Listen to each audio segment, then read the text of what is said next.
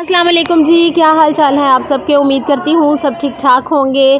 तो यहाँ पर आपको मैं आज दिखा रही हूँ कि सर्दी के मौसम में पौधों की देखभाल किस तरह से करनी है, क्योंकि सर्दी का मौसम जो है वो बहुत ज़्यादा ड्राइनेस लेकर आता है। जिस तरह हम लोग अगर पानी कम पिएँ तो हमारी बॉडी में भी उस ड्राइनेस के असरात जो है वो होना शुरू हो जाते हैं। इसी तरह से जो है वो हमारे बाल ड्राई होकर गिरना शुरू हो जाते हैं। इसके साथ साथ स्किन पर खुश्की आ जाती है और ख़ारिश शुरू हो जाती है। इसी तरह से पौधे जो हैं वो भी सर्दी के मौसम में, इस ड्राइनेस के मौसम में बहुत ज़्यादा इग्नोर हो जाते हैं, क्योंकि जब हम उन्हें पानी नहीं देते हैं तो उसकी जो पानी की जो कमी है वो उनके पत्तों पर भी आना शुरू हो जाती है। उनकी ये देखें हालत यूँ हो जाती है, बिल्कुल सारे पत्ते जो हैं वो मुरझा चुके हैं, ड्राई होकर नीचे गिर चुके हैं, क्योंकि इनको प्रॉपर्ली पानी नहीं मिला।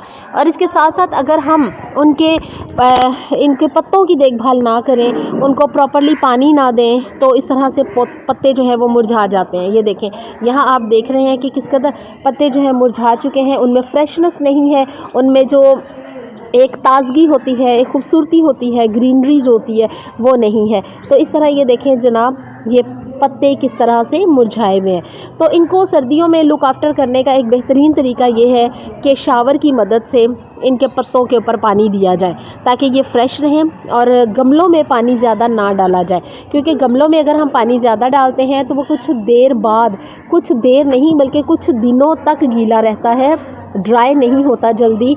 इस वजह से पानी जो है वो काफ़ी हद तक गमलों में रहता है, जिससे मिट्टी जो है वो भी काई उसमें जमना शुरू हो जाती है, वाइटनेस आ जाती है उसके ऊपर, और साथ साथ वो पौधों को और पत्तों को गला देती है।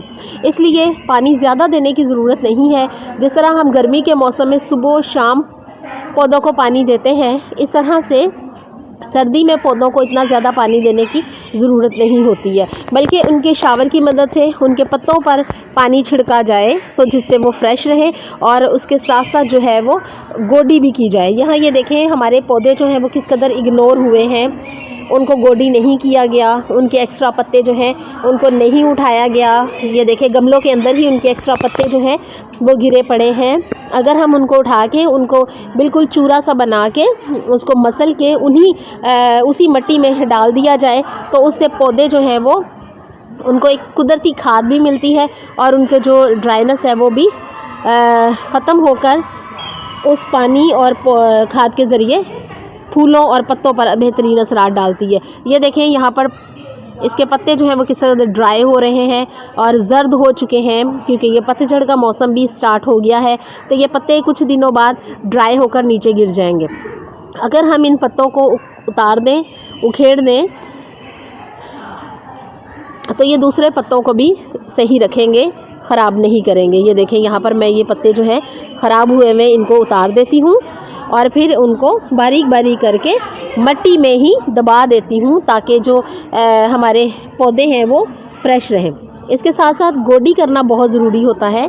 अगर हम टाइम पर इनको गोडी करेंगे तो ये खाद जो मैंने अभी आपको बताया कि पत्तों की खाद आप इसमें डालें, तो वो क्या होगा कि गोडी करने से वो पत्ते भी उस मिट्टी में शामिल हो जाएंगे, और इस तरह से हमारे पौधे जो हैं वो हरे भरे होना शुरू हो जाएंगे।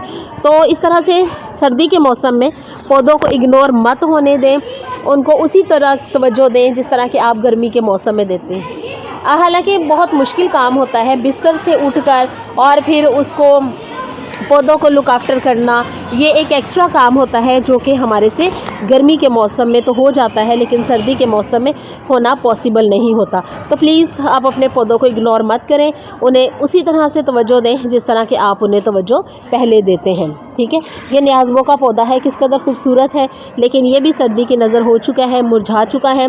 तो आप इन पर खुसूसी तवज्जो दें और उन्हें ड्राइनेस से बचाएँ। तो कैसी लगी आपको आज की मेरी ये वीडियो? मैं आपसे मिलूँगी फिर किसी नई और मज़ेदार सी वीडियो के साथ।